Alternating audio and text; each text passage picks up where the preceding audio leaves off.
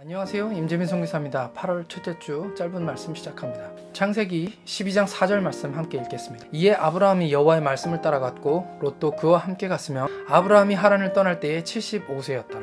아브라함이 말씀을 따라갔습니다. 제가 어렸을 때 저희 교회는 세 가지를 강하게 강조했는데, 첫 번째는 주일 성수, 11조 생활, 주의종 섬기. 제가 어릴 때다 보니까 약간 딱딱하죠. 근데 이 세 가지가 당연히 율법적인 어떤 신앙이 아니라 가만히 깊이 생각해 보면 우리 신앙의 아주 핵심적인 것을 가지고 있습니다. 눈높이 교육이라는 거 있죠. 사람들의 대상에 맞춰서 이해하기 쉽게 가르치는 거예요. 신앙이 낮으면 낮을수록 약간 율법적인 신앙이 믿기가 쉽습니다. 그래서 아마 옛날에는 이 율법적인 것으로 이 세 가지를 요약을 했던 것 같아요. 주일 성수는 뭐냐? 주일을 성수해야 복받는다 이런 뜻이 아니고, 깊은 의미에서 무엇을 말하냐면 주일 중심의 삶, 예배 중심의 삶, 예배가 삶이 되는 삶에 대해서 얘기하는 거고, 두 번째 11조 생활은 뭐냐면 11조 생활은 단순히 헌금을 내라 뭐 이런 뜻이 아니고 헌신하는 삶, 내 삶을 얼마나 하나님께 드릴 수 있는가에 대한 이야기고요. 세 번째 주의종 섬기. 세 번째가 사실 조금 약간 좀 걸리죠. 어떤 교회에서 성경 공부 시간에 이 비슷한 말씀을 전했더니 성도 중에 한 분이 이런 질문하는 거예요.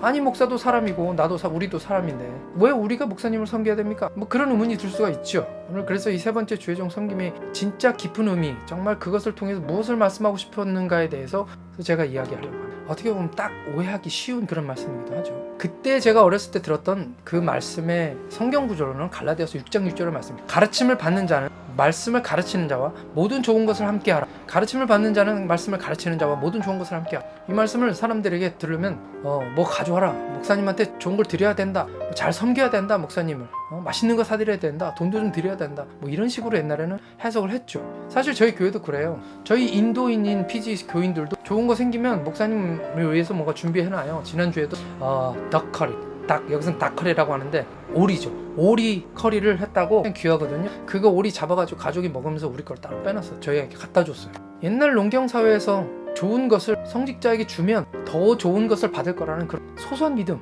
일종의 미신이죠. 옛날 우리나라 교인들도 그러지 않았을까요? 그러다 보니까 아마 그게 쭉 이어져 와서 그 성도들도 좋은 거 목사님께 드려야 된다, 맛있는 거 해드려야 된다, 뭐 이런 식으로 이해를 했던 것 같습니다. 근데 정말 이 갈라디아서 6장 6절 말씀이 목사님께 좋은 거 갖다 드리라 뭐 그런 뜻일까요? 여기서 좋은 것을 함께 하라에 초점을 맞추게 됩니다. 근데 우리가 초점을 맞춰야 될 것은 좋은 것을 함께 하라는 말씀이 아니고 그 앞에 있는 말씀이에요. 가르침을 받는 자는 말씀을 가르치는 자, 이 말씀이 중요한 거죠. 중요한 것은 누구와 관계를 좋게 해야 되는, 모든 좋은 일을 함께하고 좋은 맛있는 것도 같이 먹고 좋은 관계를 유지해야 되냐면은 말씀을 가르치는 자와 함께 해야 되는 겁니다. 사실 이 6장에 나오는 말씀은 목사님에 대한 말씀은 아니에요. 이 말씀은 죄에 빠진 사람은 말씀으로 어떻게 도울 것이냐에서 출발하고, 그리고 이 말씀을 그들에게 전할 때 내가 조심하라, 너도 스스로 돌아보고 죄에 빠지지 않도록 조심하라, 그런 말씀이에요. 그런 의미에서는 이게 단순히 목사님만을 의미하는 것은 아니죠. 말씀으로 성도들을 돕는 모든 사람들을 말하는 것이죠. 교회에서는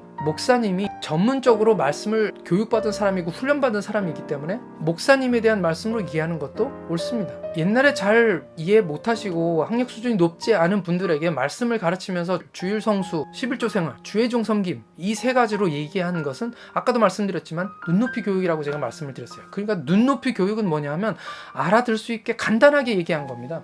이 말씀의 포인트는 예배 중심의 삶을 살고 삶의 헌신을 하나님께 드리고 말씀 중심의 삶을 살아라라는 그 말씀이죠. 저는 여기에 우리 기독교에 아주 핵심 가치가 있다고 생각합니다. 저는 우리 교회가 놓치지 말아야 되는 것이 바로 이 세 가지라고 저는 생각해요.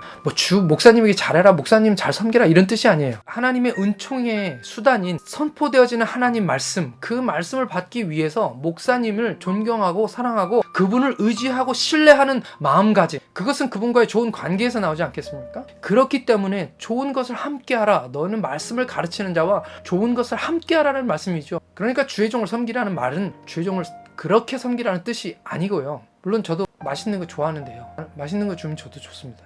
그렇지만 말씀에 전하는 자의 권위, 하나님 말씀 앞에 순종하라는 그런 의미인 것입니다. 교회는 하나님 말씀을 회복해야 됩니다. 여러분, 교회에서 말씀의 권위가 무너지는 것이 무엇을 의미하는지 아십니까? 사실 현대에 와서 많은 사람들이 이 말씀의 홍수 속에 살고 있습니다. 너무나 많은 말씀들이 있어요. 인터넷을 통해서 어디서나 들을 수 있는 말씀들, 어디서나 들을 수 있는 어떻게 보면 퀄리티 높은 어떤 말씀들, 이것들 때문에 오히려 하나님 말씀의 권위가 무너지고 있지는 않나, 그런 생각을 하게 됩니다. 왜냐하면 출석하고 있는 교회 목사님의 설교 말씀과 또는 인터넷에서 유명하신 분들, 훌륭하신 분들의 말씀을 자꾸 비교하게 되는 거죠. 그러다 보니 오늘 우리 교회의 목사님의 말씀을 자꾸 가위질하게 되고 그분을 신뢰하지 못하게 하고, 또는 그 말씀을 정말 순전한 어린아이처럼 말씀을 사모하면서 그 젖을 사모하는 어린아이처럼 사모하지 않게 되지는 않는지, 오히려 그런 것들 때문에 너무 쉽게 그냥 말씀의 홍수 속에 살기 때문에 하나님 말씀을 제대로 듣지 못하는 그런 세대 속에 살고 있지는 않은지 고민하게 되는 것입니다. 메시지를 반박하기 어려울 때는 메신저를 공격해라. 마귀의 전략도 그러한 것 같습니다. 하나님 말씀은 반박할 수 없기 때문에 메신저를 공격하는 것이죠. 많은 영적인 지도자들의 권위가 무너지고 있는 시대입니다. 어둠의 권세, 악한 영들의 위협이 될수록 교회를 공격하고 하나님 말씀을 공격하는 것들이 점점 심해지는 것이죠. 말씀의 권위를 무너뜨리기 위하여 영적 지도자들을 공격하고 있는 것입니다. 우리 교회는 공격받고 있습니다. 우리 교회는 도전받고 있습니다. 저는 우리 교회의 목회자들이 훌륭하다, 대단하다, 멋지다 이런 얘기를 하려고 하는 것이 아닙니다. 목회자가 중요한 것은 그 목회자가 중요한 것이 아니라 말씀을 연구하고 준비해서 성도들을 향해 선포할 수 있는 그런 유일한 하나님의 은총의 통로이기 때문이죠.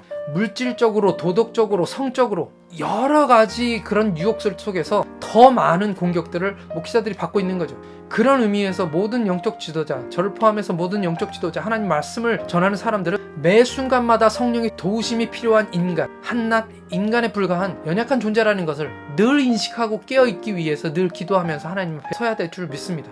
말씀의 홍수의 시대라고 제가 말씀을 드렸는데, 오히려 사람들의 마음은 강팍해지고 믿음은 없어지고 교회들은 껍질만 남고 진정한 알곡을 찾아보기 어려운 시대 속에 우리가 살고 있는 것입니다. 말씀의 홍수이지만 사실은 말씀의 기갈인 것이죠. 아모스의 말씀이 맞습니다. 주 여호와께서 가라사대 보라 날이 이를지니 내가 기근을 땅에 보내리니 양식이 없어 주림이 아니며 물이 없어 가람이 아니요 여호와의 말씀을 듣지 못한 기갈이라. 이 말씀은 지금 시대 우리에게 해주시고 있는 하나님 말씀입니다. 말씀으로 돌아가는 것을 종교개혁이라고 불렀습니다. 종교개혁의 중요한 취지는 성경으로 돌아가는 것이죠. 교회는 말씀 중심으로 돌아가야 합니다. 하나님은 말씀으로 천지를 창조하셨고 그 말씀이 육신이 되어서 우리 가운데 거하셔서 그분을 우리는 예수 그리스도라 부르고, 예수 그리스도만이 살아계신 하나님의 말씀으로서 우리를 구원하시는 유일한 능력이신 것이죠. 교회는 그 예수 그리스도의 부활을 증거하는 증인으로서 그 말씀을 예수님 오실 때까지 땅끝까지 전해야 될 그런 목적을 가지고 있는 것이 바로 교회인 것입니다. 모든 목회자는 말씀을 끊임없이 연구하고 성령의 도우심으로 스스로 말씀의 권위를 무너뜨리지 않기 위해서 매 순간마다 노력하고 말씀을 열심히 준비해야 되는 것이, 그리고 가감없이 두려움 없이 말씀을 전해야 되는 것이 바로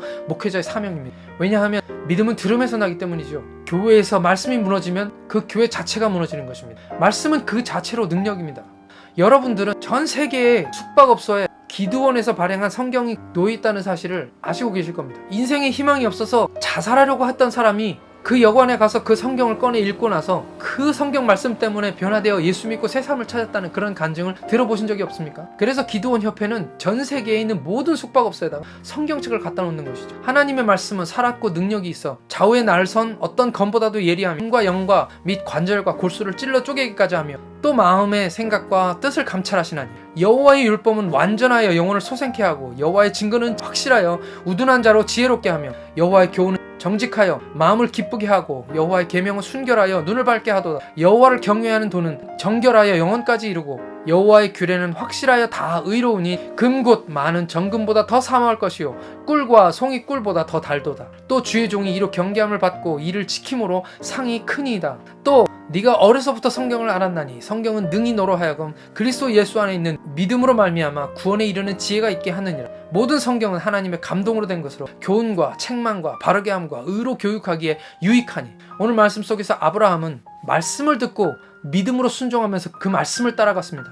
나이 75세의 노인, 말씀만 믿고 그냥 엄청난 사람들과 가축과 가족들을 이끌고 산을 넘고 물을 건너 밤을 지나고 한 데서 자면서 그렇게 광야의 길을 걸어갔습니다. 근데 이상하게도 성경은 그것을 짧게 얘기하고 있습니다. 그냥 가나안 땅에 들어갔다고. 그게 쉬운 일이었을까요? 왜 성경은 그것을 생략했을까요? 그 이유는 도착했으니까, 돌아가지 않았으니까, 위험과 어려움을 만났어도 다 해결했으니까, 목적지에 다다랐으니까, 하나님 말씀대로 됐기 때문에. 말씀을 따라 사는 삶은 쉽지는 않아도 결론은 정해져 있습니다. 성공, 미션 컴플릿. 우리가 말씀을 따라가야 하지 않겠습니까? 오늘 우리가 사는 세상에 사상, 철학, 유행 또는 어떤 인간이나 그 인간의 조직의 뜻이나 이해를 따라가는 것이 아니라 오직 성경을 통하여 우리에게 주시는 말씀을 따라가야 합니다. 말씀이 우리를 이기게 하는 것이고 말씀만이 우리를 가나안 땅, 약속의 땅으로 들어가게 하는 것입니다. 함께 기도하겠습니다. 하나님 아버지 감사합니다. 오늘 아브라함이 75세에 노구를 이끌고 가족들과 함께